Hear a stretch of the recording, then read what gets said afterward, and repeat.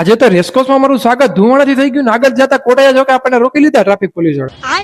તમારા બધાનું સ્વાગત છે મારા બીજા પાર્ટમાં. કોટેજા સર્કલે ઉભો રહી ગયો ને એમાં આપણને મળી ગયા આપણા જમાદાર, તો આપણે એની ભેગા ઉભા રહી ગયા.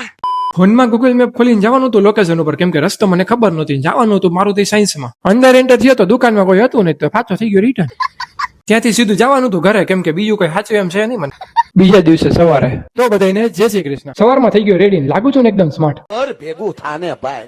રાણીને સ્ટાર્ટ કરીને નીકળી ગયો. એમાંય મારી ભેગો હતો થોડોક સામાન, એમાંય ભેગો હતો આ મિથુન. એની ભેગો વાતો કરતા કરતા નીકળી ગયો ઓફિસ સાઈડ. ઓફિસે પહોંચીને પેલા મૂક્યો ફોન ચાર્જિંગમાં, બેઠો તરત કામ કરવા માટે. બધાને લાગવું તો જોઈને થોડુંક કામ કરવું એમ. પાછો રાની ભેગો નીકળી ગયો બારે, કેમ કે આવી ગયું થોડુંક નાનું એવું કામ. લોકેશન ઉપર પહોંચ્યું એ પેલા રેસકોર્સમાં મારું કરી નાખ્યું થોડુંક ધુવાણાથી સ્વાગત.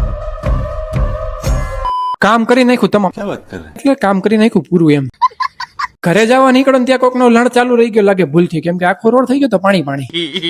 ઘરે પહોંચીને થઈ ગયો એટલી વારમાં ફ્રેશ ને બેઠો જમવા ટાઈમે તારક મહેતા કેમ ભૂલાય. આજનો વ્લોગ તમને કેવો લાગ્યો ફટાફટ કોમેન્ટ કરો. આપણે મળ્યા હવે બીજા વ્લોગમાં.